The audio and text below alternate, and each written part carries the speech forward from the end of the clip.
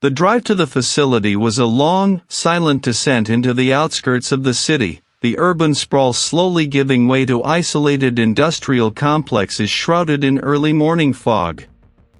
My headlights cut through the thick haze, revealing only the immediate stretch of asphalt. Aris Thorne's research lab was tucked away behind a perimeter of tall, reinforced fencing, a structure of brutalist concrete and smoked glass that bristled with surveillance cameras. Even from the road, the building exuded an air of impenetrable secrecy. I parked my unmarked vehicle alongside a cluster of official-looking sedans and a single, battered utility truck. The air, despite the chill, carried a faint, acrid tang, ozone and something metallic, a scent that always preceded devastation. A security guard, a burly figure whose uniform looked a size too small, stood by the access gate, talking into a handheld radio. He gave me a curt nod as I approached, already recognizing my face. "Read," he grunted, the radio still crackling in his hand. "They're waiting for you inside. Level 2, Sector Gamma." I flashed my credentials, even though he knew them by heart, a bureaucratic formality I never skipped.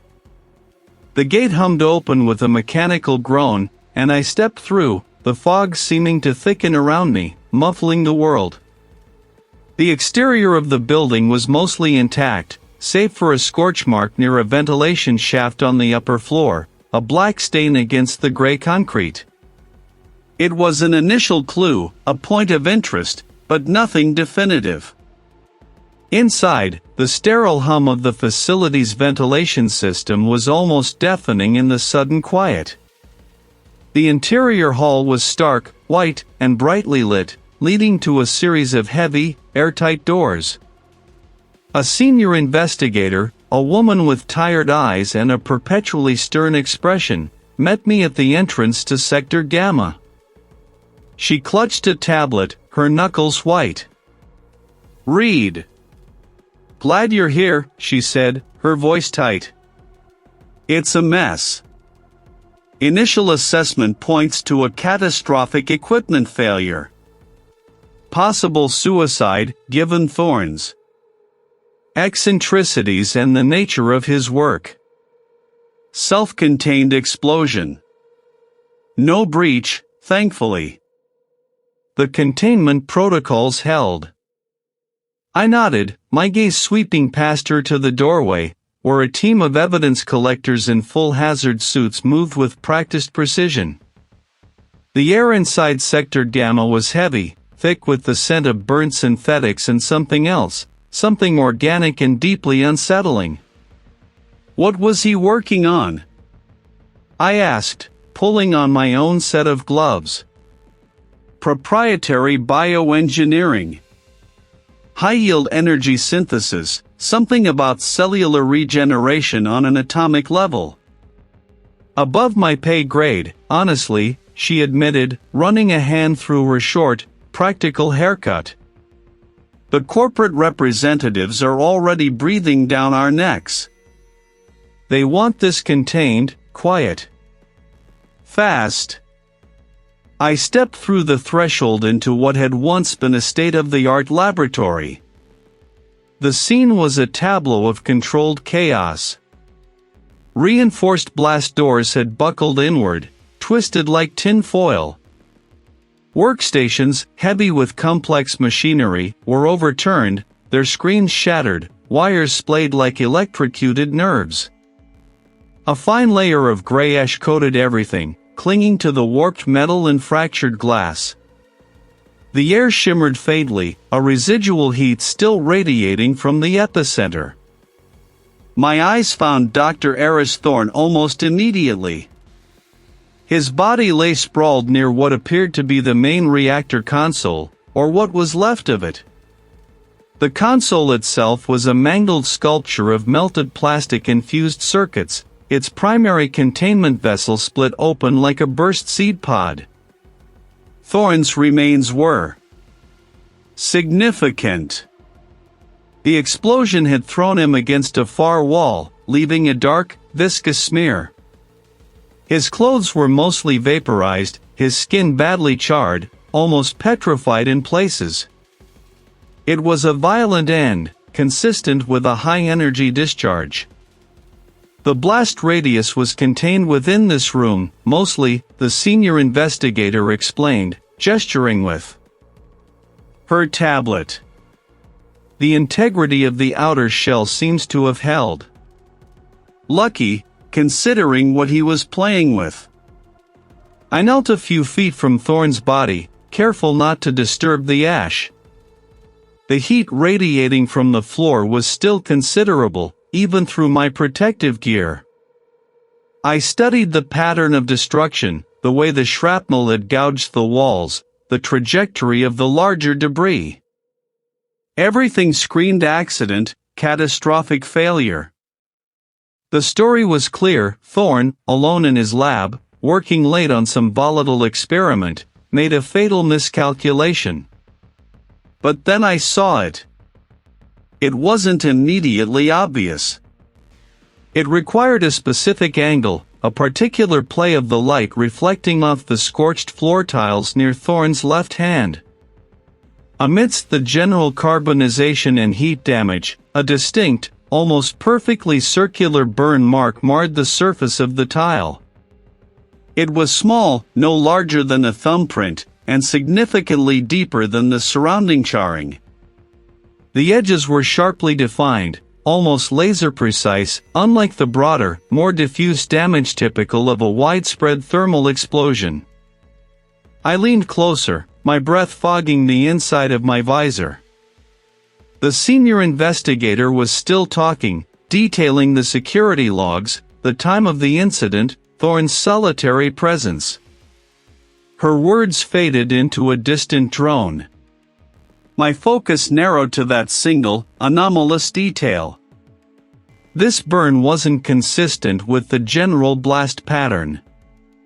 It was too precise, too localized, and its depth suggested an intense, directed energy source, not a random splash of superheated material.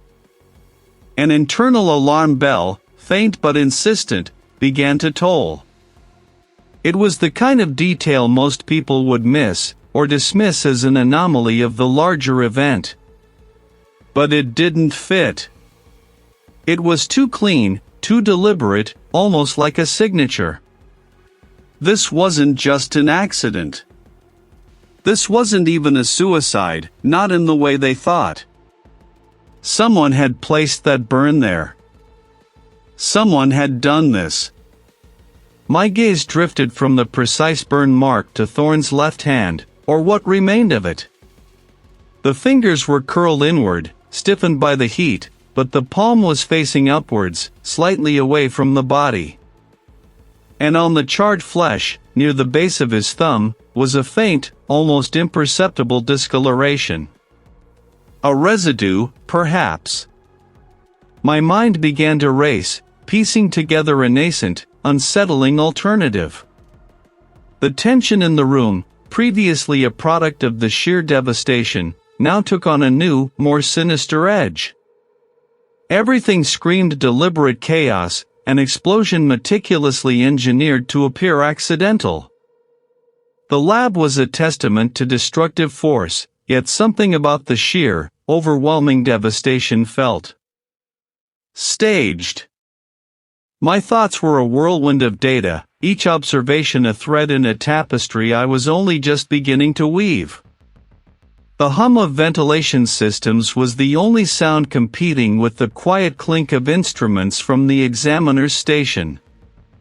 The chief examiner, a woman with precise movements and an unnervingly calm demeanor, worked methodically over Thorne's remains. Entry wounds are consistent with high-velocity shrapnel, the examiner stated, her voice flat, devoid of emotion. Extensive internal trauma. Third-degree burns across 70% of the body. Cause of death is clear, blast trauma and thermal injury. She paused, adjusting a lamp. However, the distribution of the shrapnel fragments and the depth of penetration in certain areas are unusual for an explosion of this magnitude and type. My gloved hand hovered over a burn pattern on the upper arm, tracing its unusual, almost linear progression. "And the residue?" I asked, my voice low. "Standard lab chemicals, trace elements from the experimental apparatus, carbonized biological matter," she recited, ticking them off. "What we'd expect from his research. But there's something else." She pointed with a forceps to a minute fleck embedded in the charred skin of Thorne's neck, near the carotid artery. It was barely visible, a pinprick of deep, almost unnatural indigo. "It doesn't register as anything in the lab's inventory. Not a metal, not a plastic, not an organic compound known to be in his research." My eyes narrowed. This was it. The thread I'd been looking for. I requested a sample immediately, my internal alarm bells ringing. This was a unique, non-lab-related trace element. A microscopic shard of something alien to Thorne's world, yet intimately embedded in his final moments. It was small enough to be easily missed, particularly amidst such extensive damage. The perpetrator had been meticulous, but not perfect. Leaving the sterile confines of the autopsy section, the indigo fleck secured in a specialized container, I moved to the facility's secure interview rooms. My mind raced, trying to connect the anomalous impact patterns, the staged chaos, and now this inexplicable particulate. Thorne hadn't just died, he'd been targeted. My first interview was with the rival scientist, Dr. Silas Vance. He was a man of precise movements and an almost clinical detachment, dressed in an impeccably tailored suit despite the early hour. He sat across from me at the steel table, his hands folded, his gaze unwavering. "Dr. Thorne's passing is a tragedy," the rival scientist began, his tone measured, "for science, for the institution. He was brilliant, if a touch unconventional. Unconventional, or competitive?" I pressed, leaning forward slightly. A flicker in his eyes, quickly masked. "Both, I suppose." Aris had a singular vision. He didn't suffer fools, or rivals, gladly. Especially not when he was close to a breakthrough. He paused, a subtle smirk playing on his lips.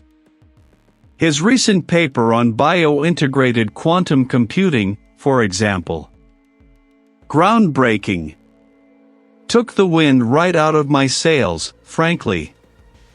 My own research, while significant, now seems pedestrian by comparison. "You had access to his lab?" "As a senior researcher, yes, to the general facility. Not to his specific, high-security module.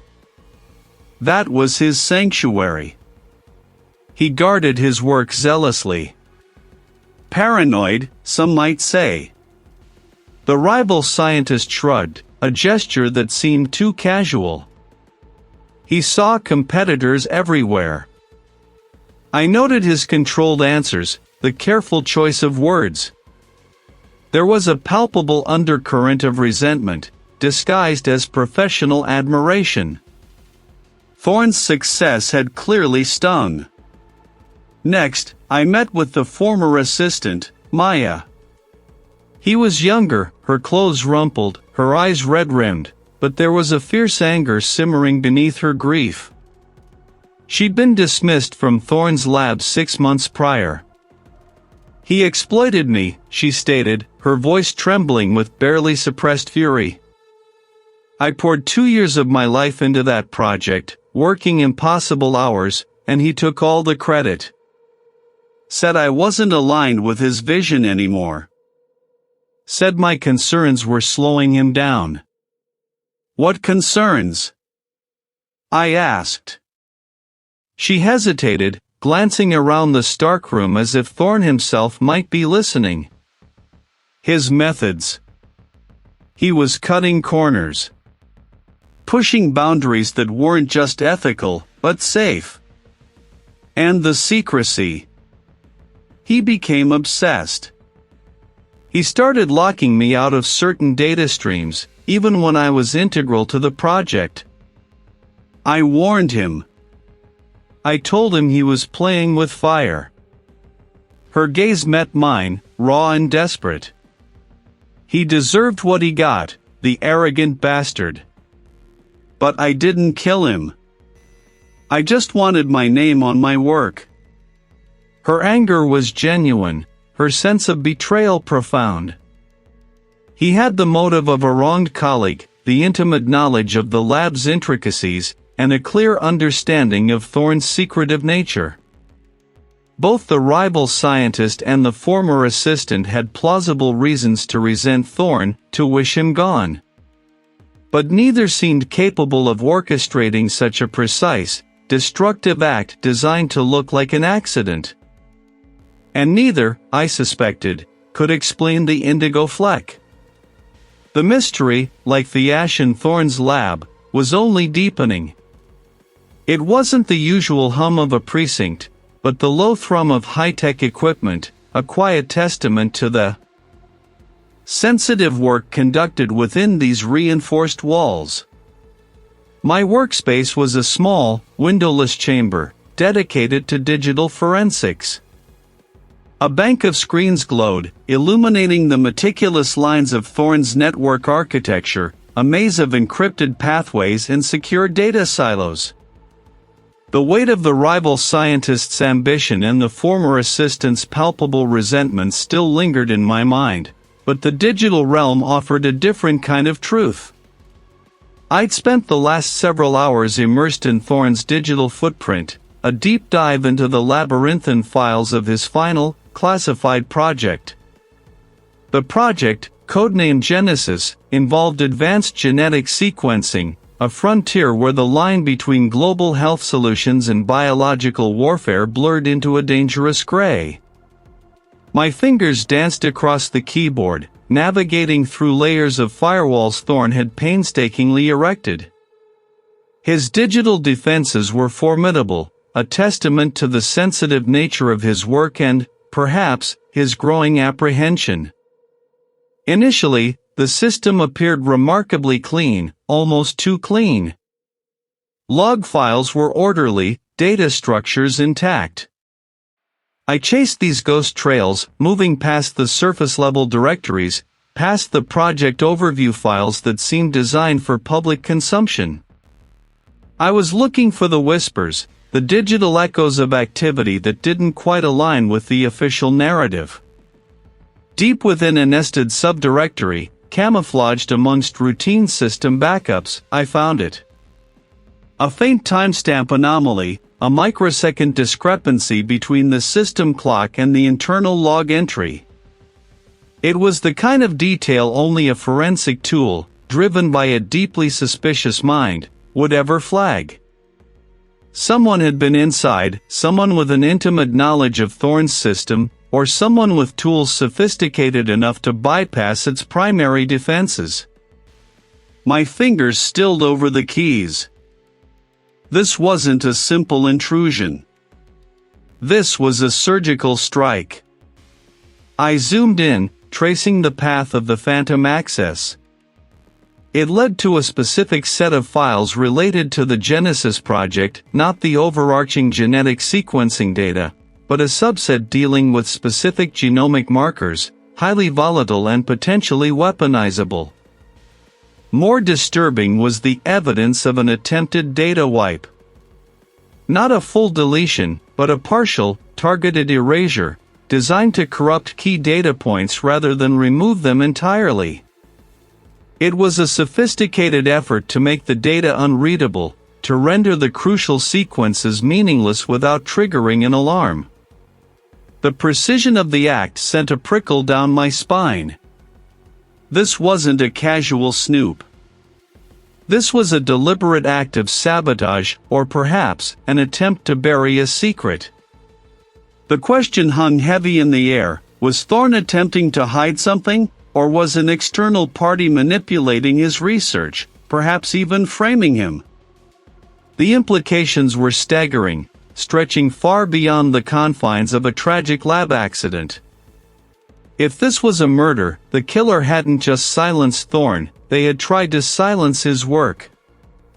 I saved the findings, securing them in an encrypted drive.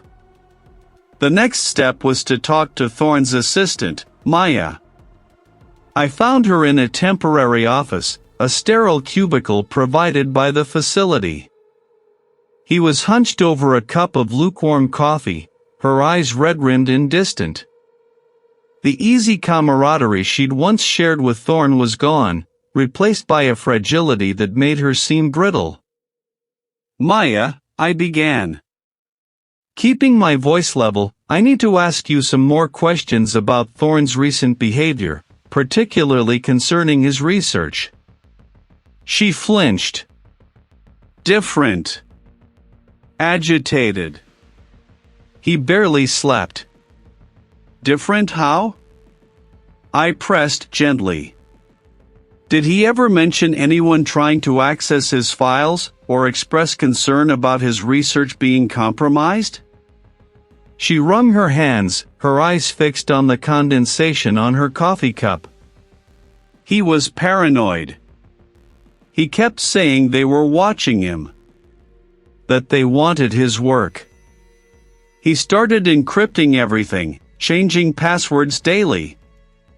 He even installed a secondary monitoring system, something he'd never done before. Who were they? I asked, leaning forward slightly. She shook her head, a tremor running through her. He never said. Just they. He was convinced someone was trying to steal his sequences, to twist his work. He even started altering some of his own data, he said, to throw them off. Truly terrified. My gaze sharpened. Had Thorne been fighting a ghost, or was he trying to hide his own tracks? Or had the killer used Thorne's paranoia, his own attempts at misdirection, to mask their final, devastating act?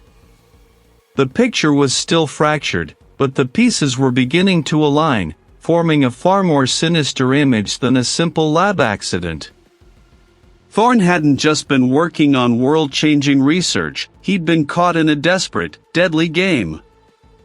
And I was now firmly in the middle of it. My mind, however, was anything but quiet. The colleague's words about Thorne altering his own data still echoed, a discordant note in the symphony of the case. The thought nodded me as I prepared the samples. The microscopic fragment, no larger than a grain of sand, sat precisely centered on the sample stage.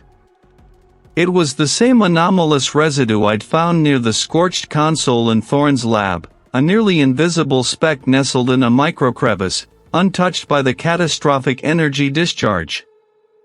Its resilience was curious. If it had been part of the accident, it should have vaporized or melted beyond recognition. Instead, it was merely singed. I initiated the spectral analysis sequence. The laser pulsed, a silent, focused beam of energy striking the fragment. On the monitor, a complex array of data began to coalesce.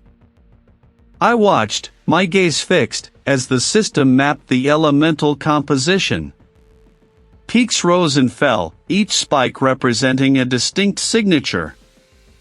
Iron, carbon, oxygen, the common constituents of countless materials, registered first, then faded into the background. But then, a series of unique, sharp peaks emerged, clustered together in an unusual pattern. My breath hitched. This wasn't a natural element. Not even a common synthetic. The spectral fingerprint was distinct, almost alien. I cross-referenced it against the facility's extensive material database, a digital library compiled from decades of classified research and industrial patents. The initial search yielded nothing. I broadened the parameters, refining the spectral signature, isolating the unique cluster. Then, a match. Not a perfect one, but close enough to trigger a flag. The database entry flashed: polymer, synthetic, rare earth composite. Industrial application, extreme stress shielding, high temperature resistance. Primary manufacturer, Omnicorp Rand. Omnicorp. The name hit me with the force of a physical blow. A global conglomerate, known for its aggressive expansion into every cutting-edge field, including bioengineering. They were one of Thorne's primary funding sources, a fact I'd noted in the initial background check, but dismissed as routine. Now, it was anything but. This polymer, designed for environments of extreme pressure and heat, wasn't something you'd find accidentally in a research lab, especially not one dedicated to biological innovation. Its presence suggested a deliberate introduction, a material brought in for a specific, non-biological purpose. The data manipulation, the attempt to wipe specific project files, and now this polymer. Thorne's research, I knew, was groundbreaking, potentially revolutionary. What if Omnicorp wasn't just funding him, but trying to control him? Or worse, steal his work? That accident suddenly felt less like a tragic miscalculation and more like a carefully orchestrated event designed to cover tracks. The tension in the room thickened, a palpable weight pressing down on me. I spent the next hour meticulously documenting my findings, printing out the spectral analysis reports, and flagging the Omnicorp connection. This wasn't just about a lab accident anymore, it was about corporate espionage, about the perilous implications of world-changing research. My initial suspects, the disgruntled colleague or the envious academic rival, receded into the background. The scope of the investigation had just expanded exponentially. The Omnicorp liaison, a woman named Anya, met me in a sterile, windowless conference room at their corporate headquarters. The building was a monolith of glass and steel, exuding an aura of impenetrable power. He was impeccably dressed, his posture rigid, a practiced smile fixed on his face. "Investigator Reed," he began, extending a hand that felt cool and firm. "Thank you for coming. We're eager to assist in any way we can regarding Dr. Thorne's unfortunate demise. A terrible loss for the scientific community, and for Omnicorp, of course." Her voice was smooth, almost too calm. "Miss Anya," I replied, my tone even. "I appreciate your cooperation. I have some questions regarding Omnicorp's involvement with Dr. Thorne's research, specifically concerning certain materials used in his lab." Her smile didn't waver. "Of course. Dr. Thorne was a brilliant mind, and Omnicorp was proud to support his endeavors. We provided significant funding, as well as access to our proprietary materials and facilities when necessary." "Did Omnicorp supply Dr. Thorne with a rare earth composite polymer, specifically one designed for extreme stress shielding or high temperature resistance?" I watched her carefully, noting the almost imperceptible flicker in her eyes, a momentary hesitation before her features reset. "We supply many advanced materials to our researchers," she said, her voice still smooth, "and Doctor, it's difficult to recall every specific component." "Is there a particular item you're referring to?" "I'm referring to a polymer with a unique spectral signature, one that matches Omnicorp's proprietary material database, I pressed, pushing the spectral analysis printout across the table. It was found in Dr. Thorne's lab, post-incident, in a location inconsistent with the general debris. She picked up the document, her gaze scanning the complex graphs. Her lips pursed slightly, but the smile remained, a mask of professional concern. Ah, yes. This looks like one of our more specialized composites. We use it in various high-end industrial applications, for protection in extreme environments. Why would Dr. Thorne have had access to such a material? She looked up at me, her expression one of feigned curiosity. His work was biological, wasn't it? Not exactly heavy industry. That's precisely my question, Miss Anya, I stated, leaning forward slightly. Why would it be there? And why would it survive an explosion that obliterated much of the lab? Perhaps he was experimenting with new containment methods, she offered, a little too quickly. Or perhaps it was for a side project, something outside the scope of our direct funding? Thorne was known for his independent spirit, his unconventional approaches. Her eyes, though still holding my gaze, seemed to dance around the edges of the truth, avoiding direct engagement. Her answers were forthcoming, almost overly so, but they felt hollow, designed to deflect rather than inform. It was the cooperation of someone trying to control the narrative, not genuinely assist. And what about the data manipulation found on his systems? I asked, shifting tactics. Project files altered, specific research data wiped. Does Omnicorp have any protocols for accessing or modifying a funded researcher's data without their knowledge? Her smile tightened. Absolutely not. Omnicorp respects intellectual property. Any access to Dr. Thorne's data would have been through his explicit permission, for collaborative purposes. Any alterations would have been his own doing. Perhaps he was streamlining his data, preparing for a new phase of research?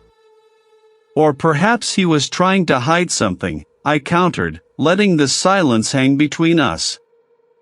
She met my gaze then, her eyes devoid of warmth.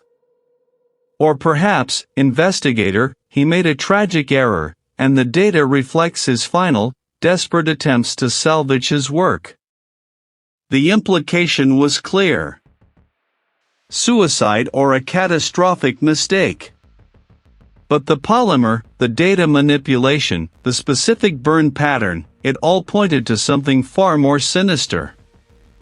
The web of connections was just beginning to unravel, and Omnicorp was clearly at its center.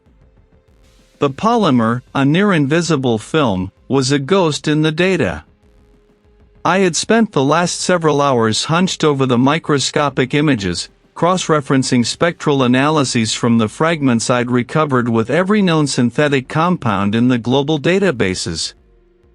Nothing matched precisely, but a few obscure industrial applications came close, all pointing towards highly specialized, niche manufacturing processes. The closest hits were from a handful of facilities, mostly isolated, often with strict access protocols, and none of them were publicly associated with Thorne's research. This was exactly what I'd been looking for, something unique, something that didn't fit the tragic accident narrative. I needed to confirm a specific detail about the polymer's interaction with Thorne's epidermal layers, a subtle discoloration that the initial report had dismissed as a secondary burn effect. The chief examiner, a stoic woman with tired eyes, had indulged my insistence, allowing me to review the high-resolution tissue scans. My suspicions were confirmed. The discoloration was too uniform, too precise, to be random thermal damage. It was a signature. Leaving the facility, the chill air bit at my exposed skin. The sky above was a bruised purple, the last remnants of daylight fading into a stark, starless expanse. My vehicle, an unassuming sedan, waited in the near-empty parking lot. I unlocked it, the faint click echoing in the quiet, and slid behind the wheel, the cold leather a sharp contrast to the warmth of my determination. I pulled out, turning onto the long, winding road that led back to the main thoroughfare. The road was slick with the promise of rain. I kept my speed steady, my thoughts still consumed by the polymer's unique properties. Just as I approached a blind curve, a sudden, blinding glare filled my rearview mirror. A vehicle, its headlights on high beam, swerved into my lane from the opposite direction. There was no time to react, only the primal instinct to wrench the steering wheel. Tires screamed against asphalt, a sickening protest that vibrated through the chassis. My sedan lurched violently, scraping the guardrail with a teeth-grinding shriek of metal, before I wrestled it back under control. It continued its trajectory, its tail lights vanishing around the curve as quickly as it had appeared, leaving only the acrid scent of burnt rubber and the metallic tang of fear in its wake. My hands clenched the steering wheel, knuckles white. It had been too precise, too deliberate for a simple reckless driver. The timing, the immediate swerve back into its own lane after forcing me off the road, it wasn't an accident. It was a message. A very loud, very clear message. I swallowed hard, the taste of adrenaline bitter on my tongue. Someone knew I was getting close. I didn't head straight home. Instead, I drove to my personal lab, a secured space tucked away in a quiet industrial park. The near miss had shifted something inside me, a quiet alarm bell now ringing with insistent urgency. I parked, noting the undisturbed dust on the doorframe, the unbroken seal on the lock. Everything appeared normal. But my training had taught me to look beyond the obvious. Inside, the air was still, heavy with the faint scent of ozone from my equipment. I walked through the main workspace, my eyes scanning every surface. Nothing was overtly disturbed. My microscope was where I'd left it, my folders stacked precisely. Then, I saw it. On the edge of my workbench, a single, almost imperceptible smudge on the polished chrome of a centrifuge. It wasn't mine. I always wiped my equipment down meticulously.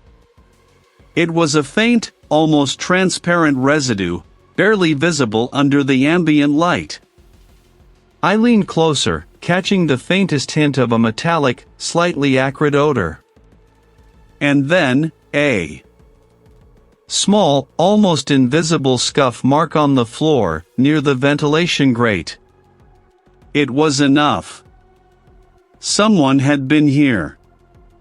Someone who knew how to bypass my system, someone who was good at leaving no trace. They hadn't taken anything, hadn't damaged anything. Another message.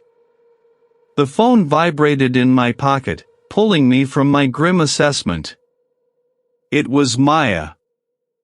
I need to see you. Now. I think I made a mistake. A terrible mistake. I told her I was on my way. When I arrived at her apartment, he was pacing, her face pale, her eyes wide with a fear I hadn't seen in her before. She barely let me through the door before she started, her words tumbling out in a rush. It wasn't an accident, was it? The way you looked at me. I know you suspect something, and I've been so scared. Before it happened, she finally continued, her gaze fixed on a point beyond me, as if watching a replay. There was someone. A stranger. I saw them twice, maybe 3 times, in the weeks leading up to Thorne's death. Always late, after everyone had left the lab. I thought it was just a new cleaning crew, or an engineer checking on something. Thorne was always so secretive, I didn't question it.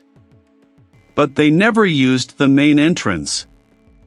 They always accessed the lab through the service tunnel from the old utility building, the one that's supposed to be sealed off.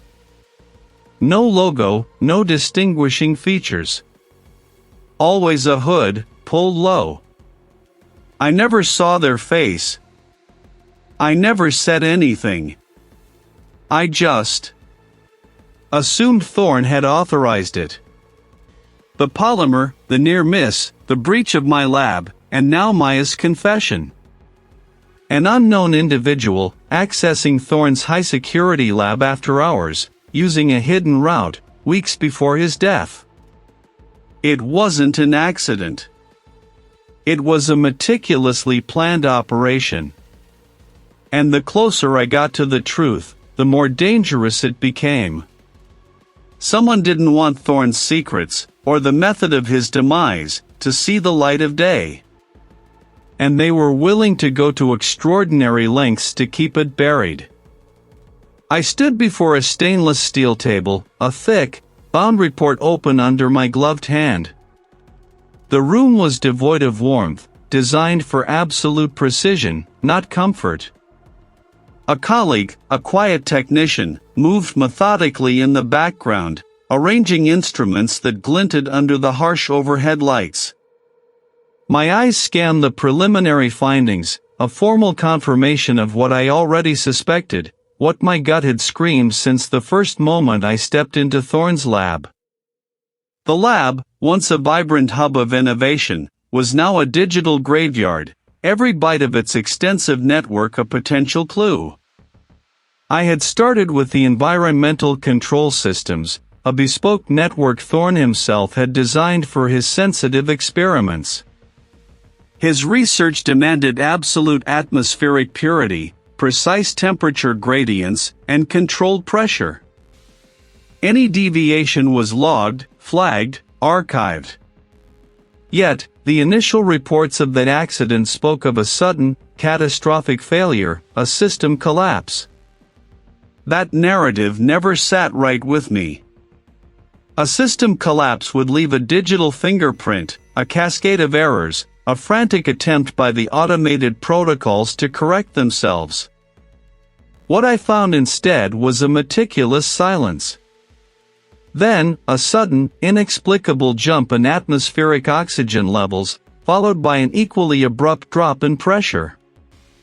Not a system failure, but a precisely orchestrated sequence. I'd cross-referenced the environmental data with the security camera feeds, a painstaking process given Thorne's paranoia and the sheer number of hidden lenses. No alarms triggered. No warnings flashed on his console. The system had been told to ignore the changes, to suppress the alerts. This wasn't a malfunction, it was a ghost in the machine. The burn patterns on the lab's interior walls, the specific charring around the main reaction chamber, these physical details had been the linchpin. They didn't align with a runaway chemical reaction, nor with an internal explosion from a contained experiment. The burn marks suggested an external ignition source, precisely timed to coincide with the atmospheric manipulation. The polymer trace I'd found earlier, a microscopic fleck embedded deep within the scorched metal, finally made sense. It wasn't a residue from Thorne's work, it was part of the ignition mechanism. A slow-burning, highly combustible compound designed to activate under specific conditions. I remembered the hours I spent in the lab, reconstructing the sequence, piece by agonizing piece. I'd walked through the space, my gloved fingers tracing the path of the unseen forces. First, the remote command, a ghost packet slipped into Thorne's network, bypassing the external firewalls and burrowing deep into the environmental controls. The system registered the change but was programmed to ignore it, a bypass coded with Thorne's own security credentials. Someone had used his keys. Next, a second, timed command triggered the localized oxygen surge, creating a dangerously volatile mixture. And then, the final, brutal act, the activation of the polymer-based igniter, a tiny, almost invisible device placed strategically near the reaction chamber. Not to cause an explosion, but to create a rapid, intense flashfire, a thermal shockwave designed to overload the chamber, mimic a catastrophic experimental failure, and incinerate the evidence of the gas mixture and the igniter itself. The pressure drop that followed was merely the aftermath, the lab's structural integrity compromised by the sudden, intense heat. It was an assassination designed to look like a tragic, self-inflicted wound from a brilliant mind pushing the boundaries too far.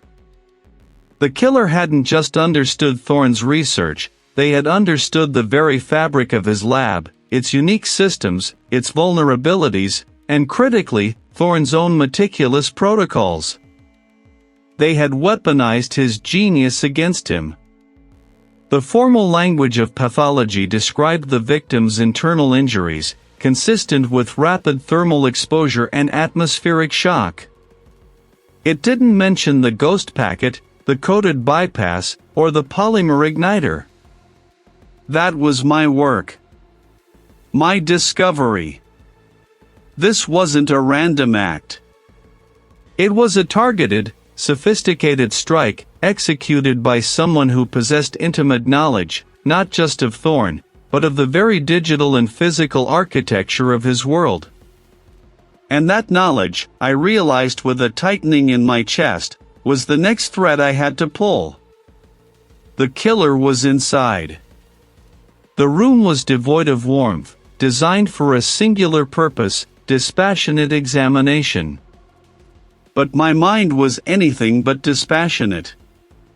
The official conclusion, neatly typed and signed, pointed to a catastrophic lab accident, a volatile reaction gone wrong. Suicide, or a tragic miscalculation. I traced a finger over the page, my gaze fixed not on the words, but on the invisible details they failed to capture. The microscopic trace of an unusual catalyst, not typically found in Thorne's documented experiments. These were the whispers of a different truth, a more insidious narrative. It wasn't just about the theft of Thorne's groundbreaking research. If the killer had simply wanted the data, they could have extracted it and left the brilliant bioengineer alive, or staged a clean, silent disappearance. No, the intricate layering of the deception, the calculated destruction designed to mimic an accident, pointed to something far more complex. This wasn't about acquisition, it was about prevention. The meticulous effort to erase Thorne and his work suggested a motive rooted in stopping his discoveries from ever seeing the light of day, or from reaching their ultimate conclusion. Someone didn't want it released. I pushed the report aside, its weight suddenly insignificant. My focus shifted to the secure terminal at the corner of the table, its screen glowing faintly. Hours had melted away as I sifted through the recovered digital fragments from Thorne's lab, a digital archaeology project of the most urgent kind. Most files were straightforward, archived research data, experimental parameters, grant proposals. But a gut feeling, a persistent itch that had plagued me since I first stepped into that ruined facility, told me there was more. The burn pattern, the catalyst, they didn't align with the public-facing projects. I recalled the faint, almost imperceptible fluctuations in data transfer logs from Thorne's primary workstation, anomalies that a less thorough system might have simply discarded as noise. But my tools, refined over years of unraveling digital lies, flagged them. It was a digital ghost, a section of the drive that didn't quite exist in the conventional directory. A hidden partition, encrypted with a bespoke algorithm, far more sophisticated than the standard corporate firewalls Thorne had to contend with. He'd built this himself. My fingers flew across the keyboard, a blur of commands and decryption algorithms. The facility's secure network provided the necessary processing power, crunching through layers of cryptographic obfuscation. Each percentage point climbing on the progress bar felt like a ticking clock, counting down to a revelation I knew would reshape the entire investigation. Finally, after what felt like an eternity, the screen flickered, then resolved into a directory structure I hadn't seen before. A single folder, prominently labeled, though hidden from plain sight, ethics_logs_final. I double-clicked, my breath catching in my throat. The first entry was dated 6 months prior. Thorne's distinct, academic prose filled the screen, but the content was starkly different from his scientific papers. He detailed growing concerns about the potential weaponization of his core biological research, a project initially intended for regenerative medicine. He spoke of covert overtures from Omnicorp, thinly veiled attempts to steer his research towards applications that had nothing to do with healing. As I scrolled, the entries became more frantic, more desperate. Thorne had discovered that Omnicorp wasn't just interested in weaponizing his discoveries, they were actively funding a separate, clandestine project. A project running parallel to his, but designed to exploit the very vulnerabilities his work sought to understand and correct. A biological agent, perhaps, designed to target specific genetic markers, or disrupt crucial cellular functions. The very idea made my stomach clench. Then came the bombshell, Thorne's intent to expose them. He meticulously documented his plan to gather irrefutable proof, to contact regulatory bodies, to blow the whistle on Omnicorp's dangerous agenda. He had been compiling evidence, not just for his own protection, but for the protection of an unsuspecting world. The last entry was dated 2 days before his death. The proof is nearly complete. I can no longer remain silent. The world must know what Omnicorp is truly building. This wasn't just about a stolen formula or a scientific rivalry. Thorne wasn't just killed, he was erased to prevent him from exposing a truth too dangerous to be revealed. The game had just escalated, and I was holding the evidence that could either bring them down or get me buried with Thorne's secrets. The final words of the communique had burned themselves into my mind, a chilling confirmation of my suspicions. This wasn't a random act of violence, nor a tragic accident. This was a calculated execution, a meticulous dismantling of a brilliant mind to protect a secret that threatened to unravel the very fabric of global stability. Omnicorp. The name echoed, heavy with implied power and insidious reach. The complexity of the murder, the sheer audacity of it, spoke volumes about the resources and the ruthlessness behind the operation. My focus sharpened, a cold resolve settling in my gut. The exterior was a brutalist block of reinforced concrete, devoid of any welcoming features. Inside, the corridors were narrow, fluorescent lights humming a low, constant drone that grated on my nerves. I'd secured temporary access, citing the need to cross-reference some of the initial forensic data with the lab's digital footprint. The facility's security officer, a stern-faced woman with eyes that missed nothing, had eyed my credentials with a skepticism I understood. High-level access was rarely granted to outsiders, but my reputation often preceded me, paving the way where others would hit a wall. I settled into a small, windowless office, the kind usually reserved for data analysts poring over classified reports. A secure terminal glowed, its interface a stark contrast to the archaic surroundings. I uploaded the encrypted lab access logs, the personnel files, and the detailed breakdown of the unique expertise required to orchestrate such a specific form of sabotage. The explosion at Thorne's lab wasn't just a blast, it was a perfectly timed, highly specific chain reaction designed to obliterate certain data while leaving others intact, all while mimicking an accident.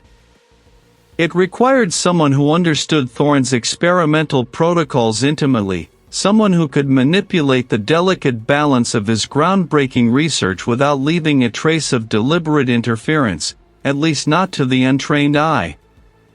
I started with the access logs, cross-referencing them against the time of the incident. Only a handful of individuals had been granted entry to Thorne's high-security section in the days leading up to the incident. Thorne himself, of course, and his two primary research assistants, both of whom had ironclad alibis and no discernible motive beyond professional advancement, which death had certainly not brought them. Then there was the facility's head of security, a man whose digital footprint was as clean as his spotless uniform, and whose expertise lay in perimeter defense, not bioengineering. Next, I filtered by technical expertise. I needed someone with a deep understanding of bioengineering, specifically Thorne's niche field, coupled with an aptitude for intricate system manipulation. The list dwindled quickly. Most of Thorne's colleagues were pure academics, brilliant but lacking the practical, hands-on mechanical or chemical engineering skills needed to set up such a complex sabotage. The two research assistants fit the bill academically, but their behavioral profiles showed no inclination towards violence or subterfuge. My gaze drifted to the last name on the refined list, a name that had surfaced tangentially in the initial investigation but hadn't warranted a deeper dive until now, the Omnicorp liaison. David Thorne.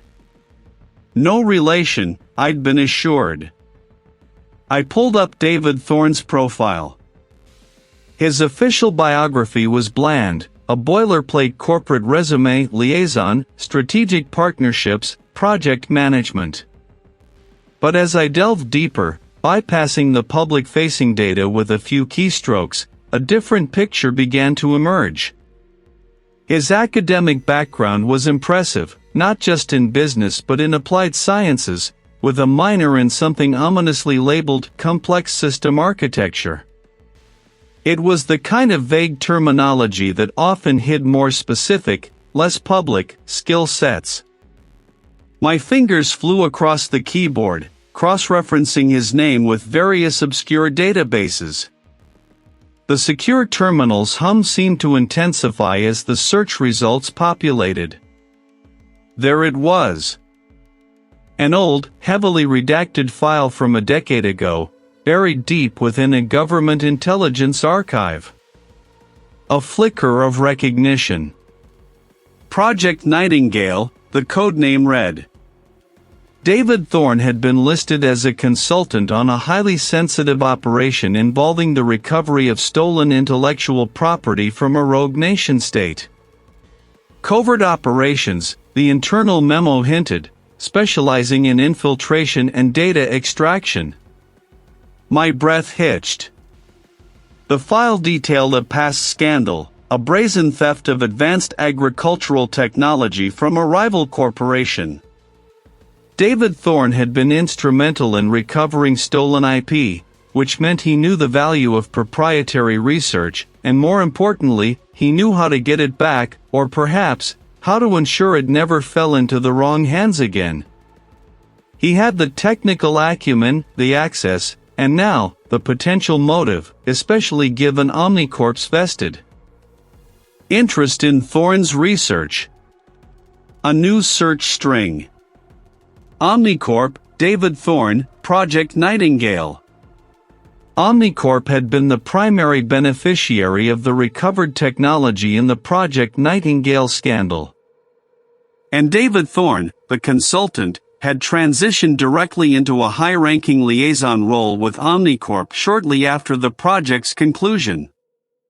It wasn't just a connection, it was a pattern. David Thorne, the Omnicorp liaison, wasn't just a suspect, he was the inside man.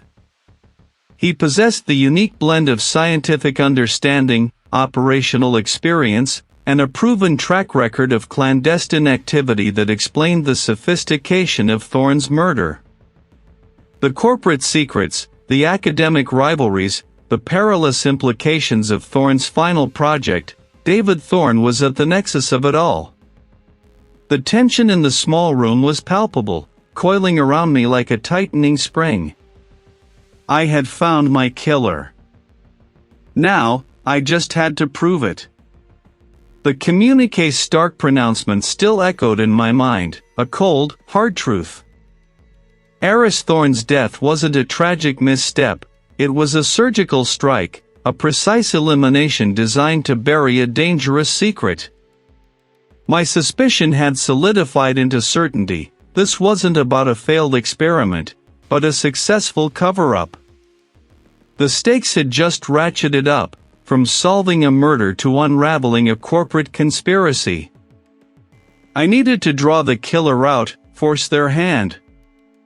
They operated in the shadows, using layers of corporate bureaucracy and scientific jargon as camouflage. I had to create a ripple, a disturbance significant enough to pull them into the light. The answer lay in the very thing Aris had been trying to expose, his research. My strategy was simple, if audacious. I would leak a false lead, a carefully constructed piece of disinformation. It had to be specific enough to be credible, yet vague enough to allow for misinterpretation by anyone not directly involved. The breakthrough, I decided, would revolve around a new, highly stable variant of a synthesis compound, one that Aris had supposedly been on the verge of perfecting. The lie implied that this compound, if successfully replicated, would unlock the full, terrifying potential of the very bioweapon Omnicorp was secretly developing, the weapon Aris had fought to prevent. Only the killer, intimately familiar with Aris's true work and the corporation's clandestine projects, would understand the true implications and the immediate threat to their operation. I carefully drafted a fabricated internal memo, detailing an urgent reanalysis of residual compounds found in Aris's lab. A location chosen for its high security and the implied gravity of the findings. Then, I fed it through a controlled channel, a corporate contact known for his loose lips and direct line to Aris's brother, the executive. The wait was agonizing. Each ticking second felt like a drumbeat against my ribs. I spent 2 days reviewing every scrap of evidence, every photograph, every minute detail from Aris's lab. The unique polymer, a microscopic, almost iridescent sheenite found on the ruptured pressure valve, was my linchpin. It wasn't a byproduct of Aris's research, it was an external contaminant, a signature. I knew it was the killer's calling card. My close calls, the engineered accidents that mirrored Aris's fate, had left similar, faint traces. I had a sample of that polymer, too, secured in a tamper-proof container. A breach attempt. Not a full-scale assault, but a sophisticated bypass of the external perimeter, targeting the specific evidence locker where Aris's samples, and my fabricated breakthrough data, were stored. The security chief had been alerted by an anomaly in the laser grid, a fractional delay in its reset sequence. My trap had sprung. The exterior was a fortress of concrete and razor wire, illuminated by stark floodlights. Inside, the sterile corridors hummed with a low, mechanical thrum. I moved with purpose, past uniformed guards, my hand instinctively going to the sidearm holstered at my hip. Clever, but not clever enough. I nodded, my jaw tight. This was it. I pushed the door open slowly, the heavy metal groaning faintly. The room was bathed in the cool glow of monitors and analytical equipment. And there, hunched over a workstation, frantically attempting to access a sealed data drive, was Aris's brother, the corporate executive. His face, usually composed and aloof, was contorted with a desperate urgency. He froze, his head snapping up, eyes wide with alarm as he saw me. "Read," he stammered, scrambling away from the console. His breath hitched, a thin wheeze escaping his lips. "What? What are you doing here? This section is restricted." "So is tampering with evidence, Executive," I replied, my voice low and steady. I walked further into the room, letting the door swing shut behind me. The security chief remained outside, a silent sentry. "I knew you'd come." The breakthrough was a lure. His eyes darted around the room, searching for an escape, a denial. "Lure? I don't know what you're talking about. I was merely checking on the progress of my brother's work." "A personal interest." "A personal interest in destroying it, you mean," I countered, stepping closer. "You were trying to erase the very data I leaked. The data about this stable compound. Because you knew it was a lie, and you knew what real compound I was actually tracking." He swallowed hard, his gaze falling to his hands. "You're mistaken." Aris's research was volatile. I was concerned about its misuse. "Concerned, or complicit?" I asked, my voice cutting through his flimsy excuse. I reached into my evidence kit, pulling out a sealed bag. Inside, a tiny, almost invisible speck of iridescent material shimmered. This is what you were really worried about. A unique polymer, a synthetic resin used in high-pressure sealing applications. I found it on the ruptured valve in Aris's lab. On the pressure regulator of the lab oven that nearly cooked me alive last week. The same polymer. Your signature. His face drained of color, the last vestiges of his composure crumbling. He looked like a man trapped in a spotlight, every flaw, every deception laid bare. He threatened to go public with everything. Expose who? I pushed, my heart hammering with a grim satisfaction. A faction within. They tasked him with refining a bioweapon, a viral agent. Aris realized the true horror of it, the scale of the potential devastation. He was gathering proof, threatening to release it all. They couldn't allow that. Neutralize him, or watch everything I'd built, everything I had, be stripped away. My family, my career. They held it all. The pressure valve. It was precise. Clean. Aris Thorne, a man of brilliant mind and conscience, murdered by his own brother to protect a secret that threatened to unravel the world. The pieces clicked into place, a horrifying mosaic of corporate greed and familial betrayal. The threat wasn't just to Aris, or to me. It was to everything. And this was only the beginning. The cold truth of it settled over me. The threat wasn't just to Aris. It was to everything.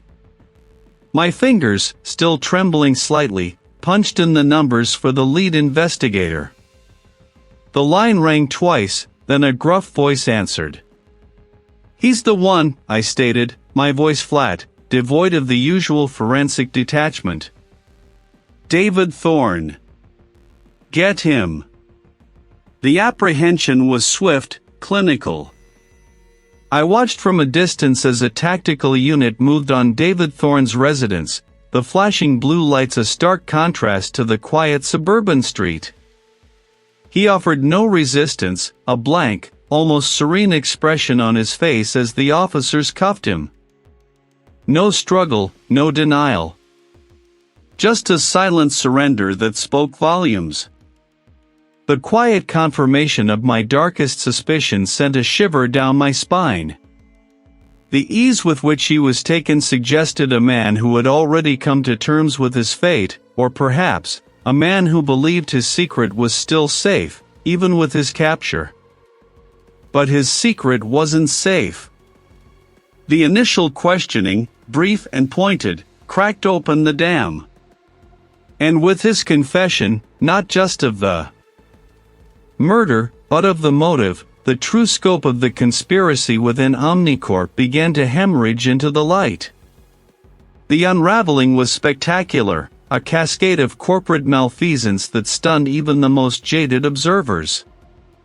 Senior executives, their names once synonymous with innovation and power, were brought in for questioning, then arrested. The charges ranged from obstruction of justice to corporate espionage, financial fraud, and complicity in covering up the true nature of Aris Thorne's research. My phone buzzed relentlessly with calls from various agencies, all demanding details, corroboration, insights. I provided them, methodically, tirelessly, the adrenaline still coursing through my veins, keeping me awake for days. The media latched onto the story like a predator on fresh kill. Headlines screamed from every digital screen and newsstand: Omnicorp scandal rocks biotech world, Thorne's brother confesses, murder for profit, global implications of suppressed research. Talking heads debated the ethical boundaries of scientific advancement, the insidious nature of corporate power, and the terrifying potential of Aris Thorne's final project. I watched the televised punditry with a grim fascination, the faces on the screen projecting outrage, fear, and a strange, almost voyeuristic excitement. The true weight of what Aris Thorne had been working on, now exposed, became a global flashpoint. Governments and international organizations, alerted to the nature of the suppressed data, began a frantic scramble for control. The research, once a tightly guarded corporate secret, was now a geopolitical hot potato, its potential for both immense good and unimaginable harm too significant to ignore. The ethical debate wasn't just theoretical anymore, it was real, immediate, and terrifyingly complex. I found myself drawn into high-level briefings, my forensic expertise now applied to understanding the practical implications of Aris's groundbreaking work, and how it could be secured, or weaponized. The tension in those rooms was palpable, a silent war of ideologies and national interests playing out before my eyes. The air hummed with the low thrum of ventilation systems, and the faint scent of antiseptics permeated everything. I stood over a stainless steel table, a thick, bound report laid open before me.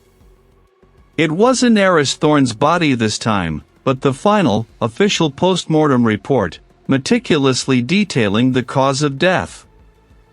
The new report, signed by the chief medical examiner, listed a specific, deliberate injury, now understood in the full context of David Thorne's confession and my evidence. The precision of it.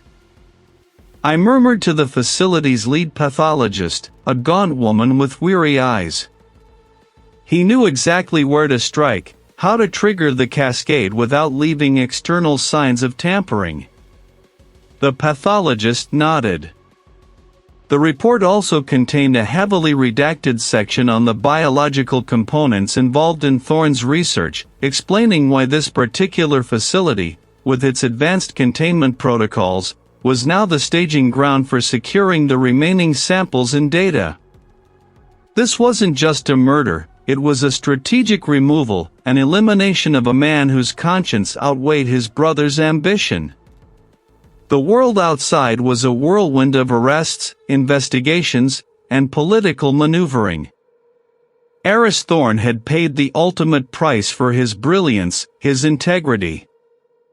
And I, Reed, had merely been the instrument to bring his truth to light. The immediate battle was won, the killer apprehended, the conspiracy exposed. The tension was far from over, it had merely shifted, expanded, and settled over the world like a heavy shroud. My work was done, for now. It had been weeks since the initial chaos at Thorne's lab, weeks of sifting through digital ghosts and molecular whispers, and still, the echoes of that day resonated. I stood before a large, illuminated screen, not the kind used for projecting diagrams of crime scenes, but for displaying highly magnified cellular structures. On the steel table beside me, the final, comprehensive report on Thorne's remains lay open, its pages crisp, almost clinical in their detachment. My gloved finger traced the diagram on the screen, a complex molecular chain, intricate and dangerous. It was the same structure I'd seen in the heavily redacted section of Thorne's research notes, the one that detailed the biological components of his groundbreaking work. At the time, it had been an abstract concept, a theoretical marvel.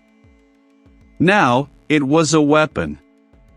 The report confirmed my chilling suspicion: this specific, highly volatile agent, designed for targeted cellular disruption, was present in Thorne's system.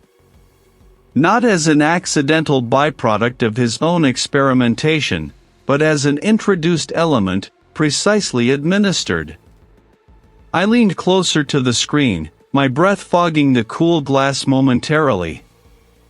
The autopsy, meticulously conducted within these secure walls, had identified a unique marker protein, a signature. This wasn't merely a component of Thorne's research, it was a variant, subtly altered, a signature only one other mind could have conceived and executed. The initial assessment of a catastrophic lab accident had been a carefully constructed lie, a brilliant misdirection. The unusual burn pattern on Thorne's arm, initially dismissed as a contact injury from an exploding containment vessel, was in fact a localized necrotic reaction, perfectly consistent with the rapid cellular degradation caused by this specific variant. And the microscopic trace I'd found embedded in the seam of his lab coat? Not residual dust from an explosion, but a unique, synthetic catalyst, a residue from the agent's precise delivery mechanism. My mind raced, connecting the final dots. Thorne's work wasn't just about discovery, it was about creation, about pushing the boundaries of what was biologically possible. And someone had wanted that power for themselves. The rival researcher, the one who had publicly lauded Thorne's genius while privately harboring a venomous envy, the one whose own grant proposals had been repeatedly overshadowed by Thorne's breakthroughs, it all coalesced into a stark, undeniable truth. I recalled the rival researchers' feigned shock, their carefully rehearsed grief during my initial interviews. They had spoken of Thorne with reverence, but their eyes had held a flicker of something else, a calculating gleam I'd dismissed as academic ambition. Now, that flicker was a glaring spotlight. They had used Thorne's own brilliance against him, twisting his life's work into an instrument of his demise. This wasn't just a murder, it was a betrayal of the highest order, a perversion of scientific pursuit. Thorne, for all his reclusiveness, had been driven by a desire to advance human understanding, to alleviate suffering. His killer had seen only a shortcut to glory, a means to an end. It spoke to the inherent fragility of ethical boundaries when confronted with unprecedented power, the seductive allure of scientific advancement without moral compass. "He's been apprehended," the lead investigator, a sharp-eyed woman who rarely wasted words, stated from the doorway. She didn't need to specify who. The evidence you provided, specifically the catalyst trace and the variant signature, was irrefutable. They found a clandestine lab setup, rudimentary but effective, matching the synthesis protocol for your identified agent. I nodded, the word apprehended feeling inadequate for the enormity of the crime. The truth was out. Thorne's name would be cleared of any suspicion of suicide or reckless abandon. His legacy, though tragically cut short, would now be understood as a victim of calculated malice, not his own hubris. There was a grim satisfaction in that, a sense of justice, however belated. Yet, as I looked at the diagram on the screen, at the elegant, terrifying structure of Thorne's final, perverted creation, I felt no true relief. The case was closed, the immediate threat neutralized. But the questions it raised lingered, sharp and unsettling. What other breakthroughs, teetering on the precipice of world-changing good or unimaginable harm, were being developed in secret? How many other brilliant minds, like Thorne's, were at risk of being exploited or extinguished by those who saw only power and knowledge? The hum of the filtration system continued, a quiet, insistent reminder of the constant effort required to keep contamination at bay, to maintain order. My work here was done, for now. But I knew, with a certainty that settled deep in my bones, that this wasn't the end. And I would be there, sifting through the wreckage, searching for the truth. I always would.